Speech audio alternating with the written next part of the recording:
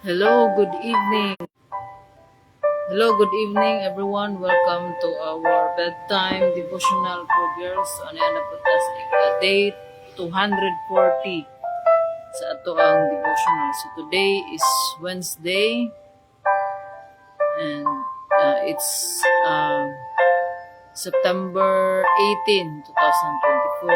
So God is good all the time and all the time God is good. So kanunay ginapa-remind ta sa Ginoo nga siya maayo, tungod kay siya maayo kita nga iyang mga gihimo maayo usab. Ug atong topic karon is an attitude of kindness. So ang word nga naa diri is naa sa 1 Peter chapter 3 verse 8. So ingon dinhi, finally all of you should be of one mind. Sympathize with each other, love each other as brothers and sisters, be tender-hearted, and keep a humble attitude. So sa Bisaya pa, sa katapusan, hiusahan ninyong tanan ng inyong mga hunahuna ug pagbati, paghigugmaay kamo, sama sa mga nagsuon, pagkaloy-anay ug pagmapaobsanon kamo. So let us pray. Father God in heaven, we glorify your name. Ikaw ang source sa tanang butang, Lord. Maghari ka, Lord God, sa mga kinabuhi. Maghari ka, Lord God, na ilang buluhaton ng padayon. Salamat, Lord, sa inyong gugma o grasya na walay katapusan. Salamat, Lord God, sa kadaugan ang naangkon karong adlaw. Salamat, Lord God, sa provision, sa protection. Salamat, Lord, sa tanan namong mga sa imong pag-uban kanamo karong adlaw. Lord, ani-ana pud kami niining buluhaton para sa imong kahimayaan. Salamat sa grasya, Lord God, na magpadayon kini nga buluhaton. Salamat, Lord, sa usog. Salamat, Lord God. Wala kami mahimo ug wala ikaw. Pasilua kami, Lord, sa mga panahon nga mawala kami diha sa imong presensya.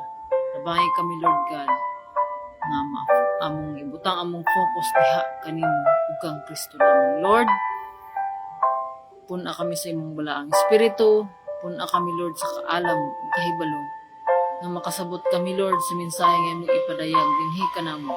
Giyahi kami, Lord, ubani kami, Lord God, gikan sa pagsugod hangtod sa pagtapos. Ang imong ngalan mao'y mapasidunggan. Kining tanan, Lord, para lamang sa imong kahimayaan. Tabangi kami, Lord God. Tabangi po ang makadungog ni ini, Lord God. Ikaw mag-abli sa ilang mga hunahuna kasing-kasing na mahimong madinawaton sa imong pulong.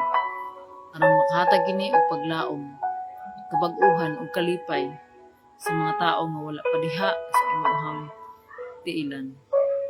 Father God, mamuhat ka, Lord God, kanang tanan, ang tanang dungog himaya ug mga pagdayeg kanimo lamang amahan. Sa ngalan ni Jesus. Amen. So again, maayong gabi. So welcome sa ato ang bedtime devotional. So before ta mga tulog,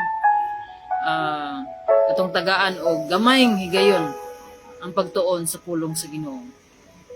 So ingon din niya sa 1 Peter chapter 3 verse 8 nga iusahan ninyong tanan ang inyong mga hunahuna ug pagbati. Hunahuna ug pagbati. Paghigugmaay kamo sama sa mga magsuon. Pagkaloy-anay ug pagmapaobsanon. So with a tender hearts and a humble mind. So an attitude of ang atong ikon is an attitude of kindness. So, an attitude of kindness starts in your heart and works its way out from there. So, do you listen to your heart when it tells you to be kind to other people? Hopefully you do. After all, lots of people in the world aren't as fortunate as you are. And some of these folks are living very near you. Ask parents, kani para sa mga kabataan, to help you find ways to do nice things for other people. And don't forget that everybody needs love, kindness, and respect.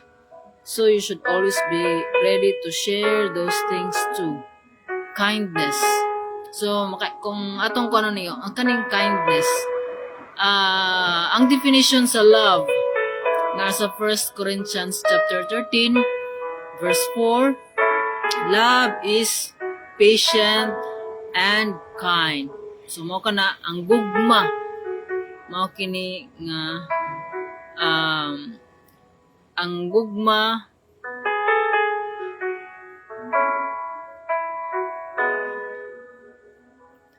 ang definition sa gugma nga ihatag kanato sa iyang pulong. So mao kini ang ato ang basihan kung unsa ang gugma. Kung atong basahon diri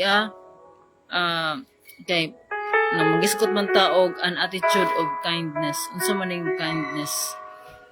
Maluluyon, mapailubon. So yung dinhi sa 1 Corinthians chapter 13, ang gugma mapailubon. So love is kind, mapailubon. Love is kind. Love is patient, love is kind. Og maluluyon, dili kini masinahon og tig panghambog. So mao ni nga kung kita kung ikaw nga naminaw karon nagtuo ka sa Ginoo, so aduna kay pagtuo sa Ginoo.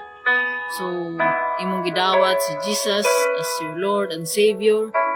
Kaingon sa iyang pulong sa John 3:16, for God so loved the world that He gave His only Son, that whoever believes in Him will not perish but have eternal life. And for those who believe and accept Jesus, are gitagaan o katungod na mahimong anak sa Ginoo. So, dili tanan, again, ang pulong ang nag-ingon nga dili tanan nga tao anak sa Ginoo, kung dili ka to lamang midawat, mituo kang Jesus.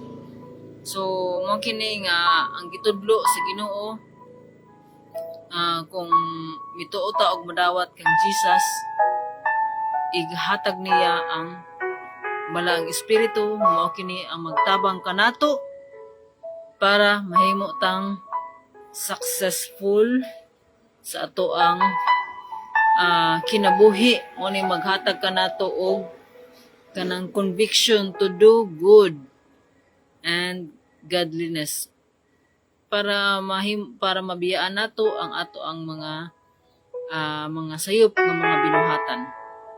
So, mao kana nga ingon sa Galatians chapter 5 verse 20, the fruit of the Holy Spirit. So, usara, the fruit, mao kini ang gugma. O kung atong kuanon ang definition sa gugma,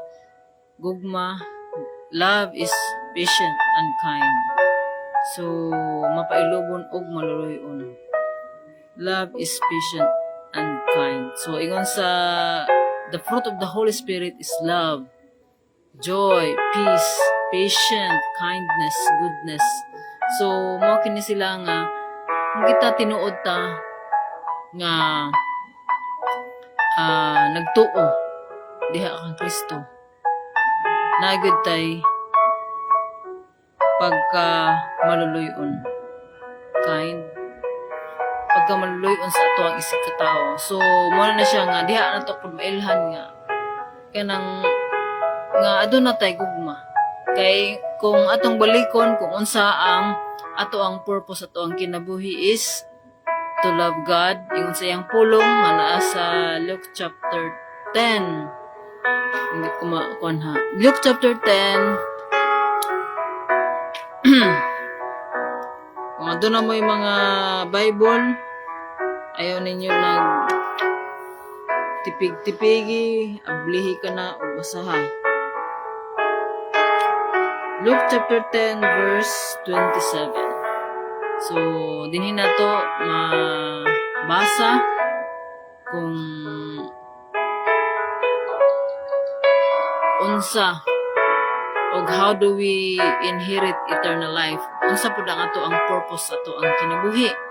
So ang atong purpose ato ang kinabuhi kung atong basahon kini, to love God with all our heart, with all our soul, with all our mind, and with all our strength, and to love our neighbor as we love ourselves. So, klaro man siguro to. So, basahan ninyo sa Luke chapter 10 verse 20, naikon diha about the Good Samaritan, verse 25 to saan na siya nga verse. Basta it's a story of the Good Samaritan. So, kung kita ingon diri an attitude of kindness, so mo to nga kung kahibalota sa ato ang goal, sa ato ang kinabuhi. So, our goal sa ato ang kinabuhi is to love our Creator. To love our Creator, to love our God. And to love God is to love other people. And to love other people is to serve them. And to serve other people is to show them kindness. So, mo na nga, kung kita, ang ato ang pagtuo, buhi ang ato ang pagtuo diha sa Ginoo, aduna gyud tay pagka maluluyon. Naagud tay attitude of kindness. So, mo na siya nga ang pulong sa Ginoo nagatudlo kanato nga to treat people the way we want to be treated. So, ingon diri sa Matthew chapter 7 verse 12 nga how do we treat other people? So, we treat other people in the same way we want them to be treated. So, do to others what you want them to do for you. So, kung unsay atong gusto nga buhaton sa atoa, mao pod ang ato ang buhaton sa atong isig katawo. So, kung ato ang buhatan og pagkamaayo, maluloyon, so mao pod na ang ato ang buhaton sa atong isig katawo. Mao nga if we receive the love of God properly, so if we truly understand, so ako na ginabalik ni nga kuan is if we truly understand the love of God to us, so makahimo ta niini nga mga butang. So kung ako pang padayonon pa kung unsa ang fruit of the Holy Spirit, so ingon pa na ay 9 pero usara gyud na siya. It's about love. So love, joy, peace, patience, kindness, goodness, faithfulness, humility, and self-control. So kung naa ka ani nga mga kinaiya, so kung naa ka ni ani nga mga kinaiya sa balang espiritu, so naa gyud ang Ginoo kanimo. So imong gipuy-an ang imong pagtuo. So buhi ang imong pagtuo tungod kay ikaw na usab. So sa dihang wala pa ta diha sa Ginoo kaniadto, kaniadto nga wala pa ta nakaila diha kang Jesus. So we are enemies of God. So di ba murag hadlok na kung ato ang kontra ang Ginoo. So mao na nga sa dihang nakaila na ta sa Ginoo, ang Ginoo na maoy ato ang pagasundo. Tungod kay ato nang gisurrender ato ang kinabuhi diha sa Ginoo. Because of ang Ginoo adunay maayong plano para kanatong tanan. Nganuman ingon sa iyang pulong nga sa Jeremiah 29:11 nga ingon ang Ginoo nga, for I know the plans I have for you, plans to prosper and to give you a future and hope, not to harm you. So mao na nga ang promise sa Ginoo, ato nang kuptan nga promise sa Ginoo. So kung ang imong status karon sa imong kinabuhi, wala ko kay balo kung unsa imong gibati karon, kung naamon kay mga problema, naamon kay mga struggles sa kinabuhi, part na sa ato ang pagtuo diha sa Ginoo. Ug gialaw pud na, usa pud na nga gialaw sa Ginoo para bitaw ma-build up ang ato ang karakter. Because when we katong panahon pa nga wala ta nakaila diha sa Ginoo. We are enemies of God and we do everything na dili makapahimaya sa Ginoo. Nakasala ta. So daghang tag mga sala mga nabuhat. So mao na nga kinahanglan nga mausab gayud kita. So mao na nga ang nahiusa diha kang Kristo, ang tinuod nga nituo ug midawat akang Kristo, mabag-o ug mabag kayo siya. Kaya ingon sa iyang pulong nga kung kisa tong nahiusa diha kang Kristo, the old has gone, the new has come. So nabag-o na siya, iyan nang naana siya bag-o nga pagkatao. Tungod kay ang iyang kinaiya nga kaniadto kaaway sa Ginoo, karon naana sa Ginoo. So mao kana nga kung ang ato ang tinuod nga pagtuo, ato ang genuine faith, tungod kay naa may fake nga faith, kanang may taon nito ako sa Ginoo. Kay ningon pud sa iyang pulong nga dili tanan nagtawag kanako Ginoo, Ginoo. Nana siya sa Matthew chapter, if I'm not mistaken, Matthew chapter 11 verse 2. Matthew chapter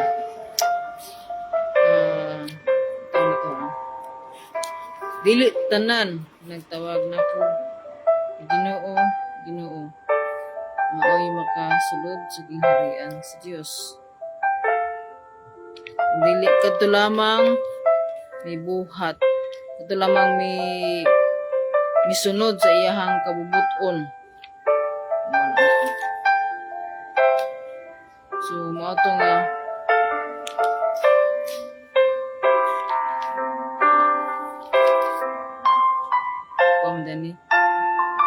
Matthew chapter 11 verse 28 katong duol kamo kanako kamo tanan may kapuyan ug gibugatan. So nako kita, so mao to nga mao ni siya hadlok nga verse is kanang ningon ta nga Lord nituo man ko nimo ana, pero nganong padulong man ko sa alautan. So mao na nga dili tanan nituo sa Ginoo may makasulod sa gingharian sa Ginoo, kun dili kadto lamang mituman sa iyahang kabubuton. So mao na nga kinahanglan adunay ebidensya sa atong pagtuo. So kinahanglan nga motubo kita sa ato ang pagtuo diha kang Kristo. So ayaw kanay kanang ayaw patulugan ng imong pagtuo kun dili ampo kana sa Ginoo nga Lord, increase my faith, help me to experience you personally. Kay maman asa sa mga kuan kana bitong magduha-duha bitaw ta sa atong pagtuo nga Lord, tinuod ba ka? Kay tungod kay wala ta naka-experience personally sa Ginoo. So it's between you and God. So ako di ko makakuan sa inyo ha, kay ako lahi po na ako ang my timeline, lahi po sa inyong timeline. So I pray, so maginampo ay kita nga daghan pa ang tinuod nga makaila sa Ginoo nga buhi ang Ginoo, wala siya namatay, wala siya nagpabilin nga patay, kundi buhi siya. Og iyang gihatag ang balang espiritu kanato aron magtabang kanato para maghimo sa iyang mga gipabuhat kanato. So kita po diri sa kalibutan, we are here to work to bring glory and honor to God. So dili nato undangan ang paghimo og maayo. So hangtod sa pagbalik diha sa Ginoo. So let's show kindness to everyone, even those people nga, excuse me,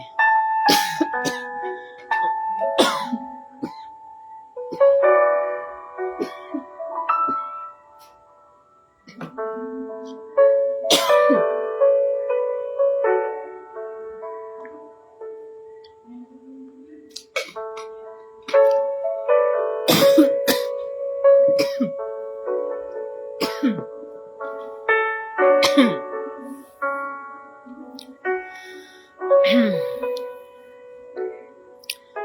again, dili na to undangan ang ato ang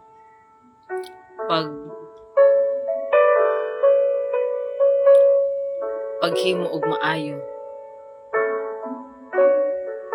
sa atong isikataw tungod kay mao kini ang sugo kanato sa Ginoo. But let the love of God be our motivation to do good works. Dili kay maghimo ta og maayo tungod kay to earn favor of God. Ang Ginoo maayo kanatong tanan tungod kay siya maayo, dili tungod kay kita maayo. Ang Ginoo gugma ug tungod sa iya nakong gugma kanato wala niya tan-awa kung unsa ang atong mga nahimo nga mga kalapasan. Wala niya tan-awa kung unsa ato ang nahimo tungod kay dili kita makatupong sa iyahang standard. So the standard of God is perfection. So dili ta makatupong sa iyahang standard. So Jesus come down from heaven to save us from our sins. So kung kinsa tong mituo og misalig diha sa Ginoo, gihitagaan og katungod nga mahimong anak. And from that moment, kung tinuod ta nga ato ang pag-surrender sa ato ang kinabuhi diha sa Ginoo, aduna gyud ni kabag-uhan. So live a life of holiness. So mao kini ang tudlo sa Ginoo. How do we live a life of holiness?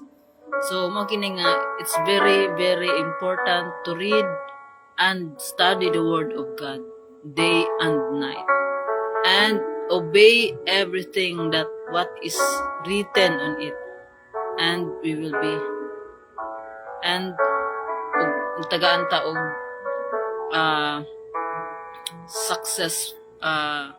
successful life. So mao na nga mao ni ang sa tuwa. We should repent for our sins because from time to time we commit mistakes, we commit sins. So we are not perfect. Ako po dili ko perfect. So from time to time kahimo kog sala. So mao ni nga pero dili ni siya license nga magpakasala na lamang ta. So we must repent every day. So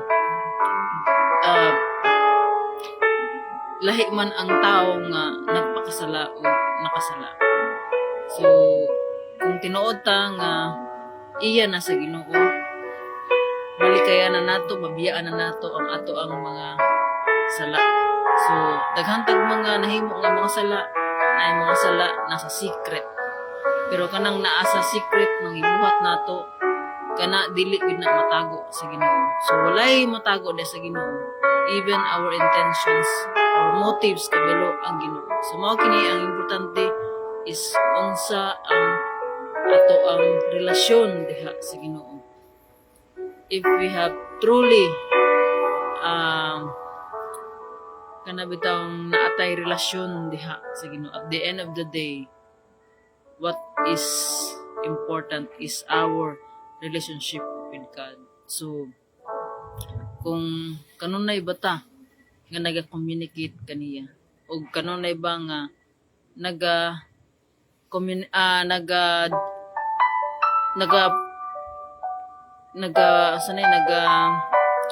paminaw bata sa iyahang pulong.